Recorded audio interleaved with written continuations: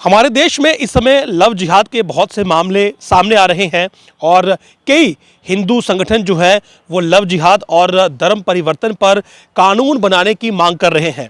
कानून अब तक बना नहीं है, लेकिन मामले लव जिहाद और धर्म परिवर्तन के लगातार बढ़ते जा रहे हैं। और इसी सब में एक दिल्ली के महरौली का मामला अब सामने आया है, जिसमें आफ्ताब अमीन पूनेवाला नाम के एक शख्स ने जो है वो श्रद्धा नाम की एक लड़की से लव जिहाद के जैसा ही मामला किया। और 6 महीने पहले जब उसने शादी के लिए दबाव बनाया तो उसकी हत्या कर दी, और हत्या करने के बाद उसने उसके शरीर के 35 अलग अलग टुकड़े किए और इन टुकड़ों को रखने के लिए एक नया फ्रिज तक खरीदा। इन 35 टुकड़ों को उसने अलग अलग इलाकों में दबाया और रात को 2 बजे वो शख्स इन टुकड़ों को लेकर निकलता था, ताकि उस समय लोगों की ज़्यादा मूवमेंट ना हो और किसी को उस पर संदेह ना हो। श्रद्धा के माता पिता जब उन्हें यह मालूम चला कि उनकी बेटी के फ़ोन कॉल्स आना बंद हो चुके हैं, उसके सोशल मीडिया अकाउंट्स पर अपडेट नहीं है, तो उसके पिता जो कि मुंबई में रहते हैं और जहां पर श्रद्धा की और आफ्ताब की मुलाकात हुई थी, तो वो वहां से दिल्ली आए और उन्होंने पुलिस में इसकी शिकायत की। पुलिस ने जब जो आरोपी आफ्ताब है उस पर नज़र रखना शुरू की तो ये मालूम चला कि श्रद्धा की हत्या 6 महीने पहले यानी कि 18 मई को ही हो चुकी है, और उसके शरीर के अलग अलग हिस्सों को जो है वो आफ्ताब एक एक करके अलग अलग जगहों पर जो है वो दबाता जा रहा था। इस पूरे मामले में हैरानी की बात यह है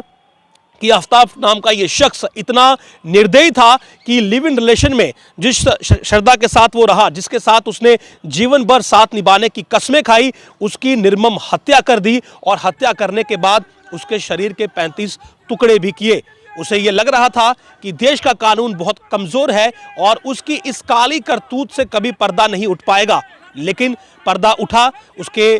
माता पिता ने जब पुलिस में शिकायत की तब ये मालूम चला कि श्रद्धा के सोशल मीडिया अकाउंट में से एक इंस्टाग्राम जो है वो आफ्ताब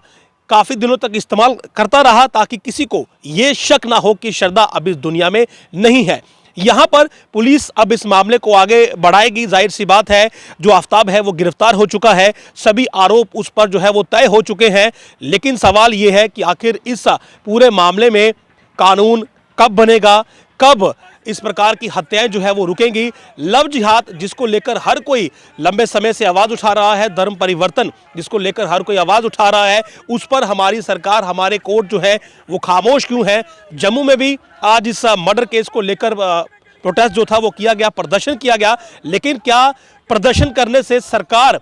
और जो हमारे कोर्ट हैं, जो हमारी एक जुडिशियल सिस्टम है, उसमें कोई बदलाव आएगा? क्या वाकई में इन दोनों के लिए कानून बनेगा और क्या हमारी जो बेटियां हैं क्या वो सुरक्षित हो पाएंगी? यहाँ पर एक बात मैं और कहना चाहता हूँ कि जो हमारी बेटियां हैं, जो हमारी बच्चियां हैं, वो भी सोशल मीडिया का इस्तेमाल ध्यानपूर्वक करें और इस प्रकार के युवाओं के अगर वो संपर्क में आती हैं तो इस बात को अपने जहन में हमेशा रखें कि लव जिहाद जैसी चीज़ इस दुनिया में एग्जिस्ट करती है। यानी कि वाकई में अब लव जिहाद जैसी चीज़ से भय लगना जो है वो शुरू हो चुका है, क्योंकि ऐसा मामला जहां पर आप किसी के साथ लिव इन रिलेशन में रहते हैं और शादी का दबाव बनाए जाने पर आप उसकी निर्मम हत्या कर देते हैं और हत्या करने के बाद उसके शरीर के 35 टुकड़े करते हैं ताकि आप हत्या भी कर लें और आप पर कोई कानूनी कार्रवाई ना हो। ज़रा सोचिए वो कैसा प्यार था, वो कैसा संबंध था जो कि इतने घिनौने स्तर तक पहुंचा। माता पिताओं को चाहिए कि वो अपनी बेटियों को जो है वो सही तरीके से ज्ञान दे कि इस